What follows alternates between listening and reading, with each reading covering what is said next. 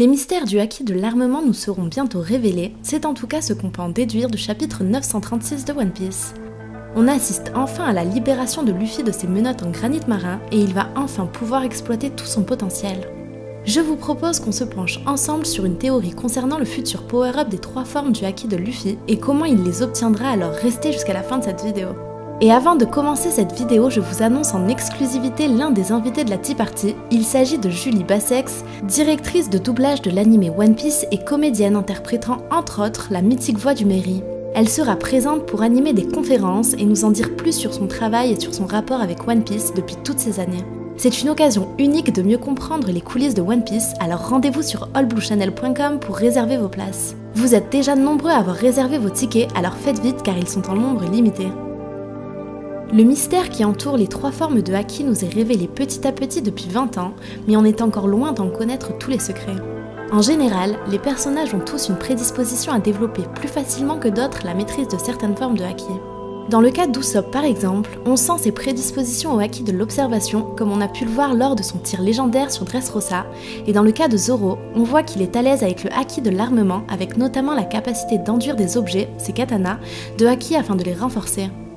Pour ce qui est de Luffy, il présente la particularité d'avoir pu développer les 3 formes de haki à un très haut niveau. Son haki de l'armement a un bon niveau comme on a pu le voir contre Crackers avec sa capacité à conserver l'élasticité de son fruit. Son haki de l'observation a fait un énorme bond en avant contre Katakuri, qui est lui un génie du haki de l'observation.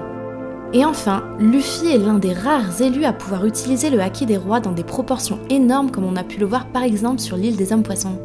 Mais malgré ça, son niveau est encore loin d'égaler celui des maîtres de la piraterie et du gouvernement mondial. Oda semble donc avoir pris un chemin tout tracé pour faire passer à Luffy différentes épreuves afin d'augmenter sa maîtrise des 3 formes de haki, des étapes qui le mèneront à celui qui aura également une maîtrise parfaite des 3 haki d'ici là, son adversaire final, Marshall Ditich alias Barbe Noire. Et Luffy a déjà commencé à passer ces différentes étapes, qui seront réparties je pense équitablement entre tous les Yonko d'origine, c'est-à-dire Shanks, Big Mom et Kaido. Pour Big Mom, il s'agit tout simplement de l'arc Whole Cake où Luffy a dû pousser les limites de son haki de l'observation jusqu'à surpasser la vitesse d'anticipation de Katakuri. Mais durant le combat, on voit bien que d'une part, même en Snake Man, le haki de l'armement de Luffy ne suffisait pas à contrer celui de Katakuri. L'étape suivante est donc logique, c'est le power-up du haki de l'armement et c'est l'arc Wano Kuni qui servira de terrain d'entraînement pour ça, pour finalement faire tomber Kaido. Le haki de l'armement est certainement celui qui est le plus lié au corps, et de ce fait, les menottes en granit marin ont permis de libérer le corps de Luffy des pouvoirs du Gomu Gomu no Mi, le rendant certes plus faible, mais lui permettant de renforcer directement son corps.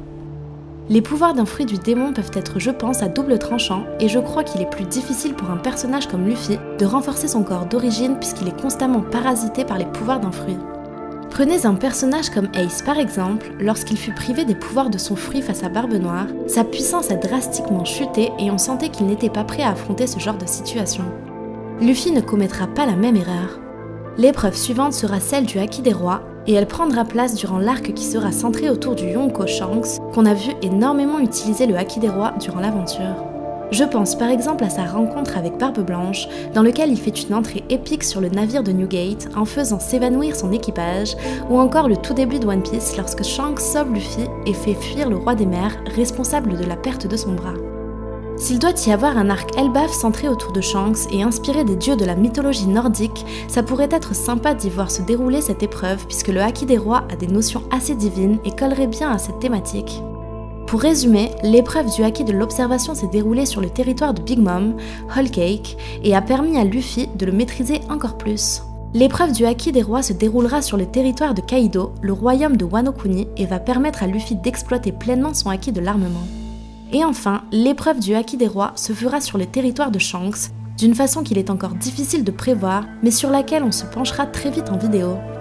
Ce chemin mènera donc Luffy face au dernier des Yonko, Barbe Noire, qui en plus d'utiliser plusieurs fruits du démon simultanément, pourrait être celui qui aura la plus grande maîtrise des 3 haki au moment de leur affrontement. Concernant l'éveil de ces différents haki, je pense qu'ils apporteront chacun une priorité qui pousse l'effet du haki en question à son paroxysme. On l'a vu avec Katakuri, une maîtrise exceptionnelle du haki de l'observation permet de voir quelques instants dans le futur. En ce qui concerne le haki des rois, on a vu Riley détruire ou manipuler des objets de façon très précise, grâce à lui lors de l'arc Sabaody lorsqu'il libère Kaimi de son collier. En ce qui concerne le haki de l'armement et donc de Kaido, si vous suivez la théorie, il se peut que son incapacité à mourir puisse être due à une extrême maîtrise du haki de l'armement, comme une protection permanente qui ne se voit pas forcément à l'œil nu. Si l'on en croit l'histoire de Kaido, il fut capturé plusieurs dizaines de fois, torturé tout autant de fois et a survécu à de nombreuses exécutions.